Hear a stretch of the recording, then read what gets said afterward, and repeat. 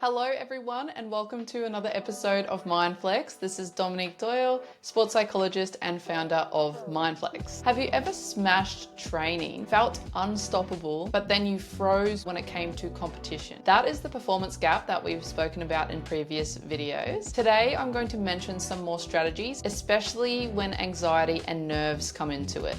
Competition nerves or performance anxiety is one of the most common issues with athletes. In training, you could be really relaxed. Your brain might not be worried about judgment or outcomes or pressures, but in competition, the stakes could be higher. Your brain might flip to the threat zone, that there's something stressful in front of you. When that happens, things like your timing, your confidence, your focus might suffer. I've worked with all sorts of athletes where their discrepancy between training and competition is quite large. And why is that? It's because the mind gets in the way. So here is what happens. So under that sort of pressure or high stakes environment, the brain switches into that threat mode. And when it's in that threat mode, that's when the amygdala starts firing.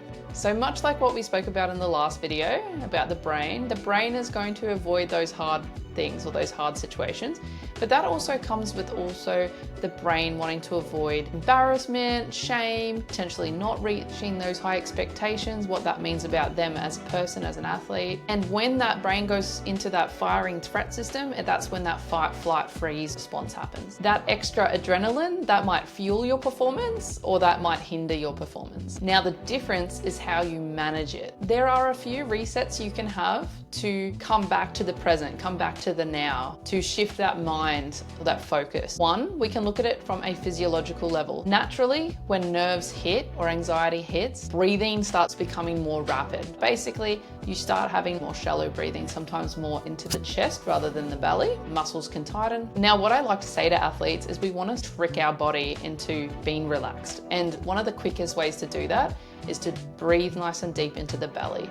And it's like saying to your body, actually, I'm safe. In an instance where it is competition, it might feel like you're trying to just survive, but of course, you know logically in your logical brain that you're actually safe, you're okay. One of the quick fixes you can do with this is you can do something called box breathing.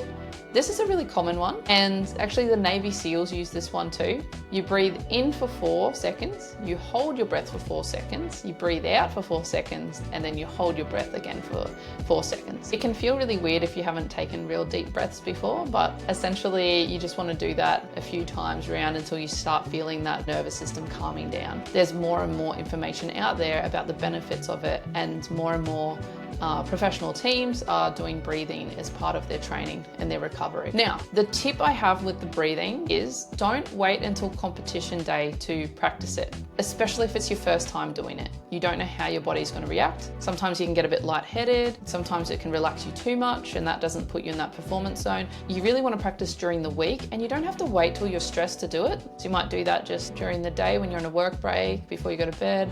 Just practice what that feels like, getting that breath in. Essentially, once you've practiced that for a bit and you feel comfortable doing that, then you can use that as a tool before you compete, so you can calm that nervous system down and you can tell your mind and your body that, hey, I'm actually safe and I am ready. Another side note to that, not everyone wants to relax before they go out to compete. Some athletes need to actually pump themselves up. We will do a video about that in future anyway.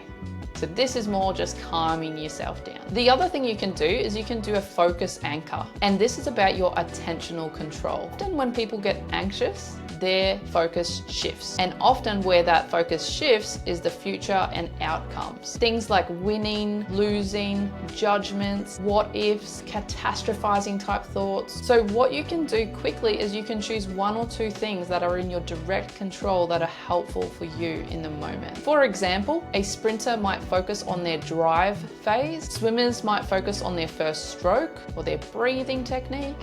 You might focus on getting an intercept, because that might be your secret talent. So pick your controllable anchor, because that will keep you grounded in that moment. So everyone has different ways of doing that, and we'll get into this more in future videos as well. The other thing that can help athletes is a thought reframe, and this is around your mindset. If your brain's starting to think of competition as a threat, you may shift that slightly to it's an opportunity, you get to do this, it's a privilege, things like that that may help just shift and get you out of that state in that moment. Instead of I feel nervous, you might think, this actually matters to me, this excites me, or this is normal, or something like I'm ready to test my training. That simple reframe switches your body's interpretation of adrenaline from fear to fuel.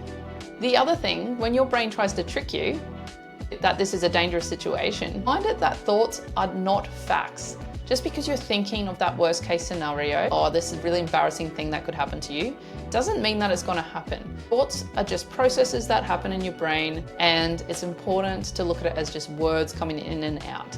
Now, when we get really stuck with those words, when we get really stuck with it and we think of it as reality, that's where we can start to spiral, or we can get really, really stuck and we feel like we can't let go of that thought. It's really important to separate that and realize that you're just observing the thoughts come and go. It's really normal before competition to have those sort of thoughts, to try drive you away from that challenge, or that away from that potential feared failure, or whatever it is that's coming up in your mind. So it's really important to remember that thoughts are not facts. Now, those are just a few tips today, and we'll get into some more in future. The important thing to remember is that the performance gap is real. It does happen. Often you will see some sort of discrepancy between training and competition, but there are strategies to get around it. As we touched on today, there's anxiety, performance anxiety that does come up, nerves that come up, and that's normal. But some of the strategies we spoke about today, so your breathing control, your focus anchors, and reframing your nerves, they can really shift the pressure so you can use that pressure to your advantage. Those sort of strategies can help you to shift that pressure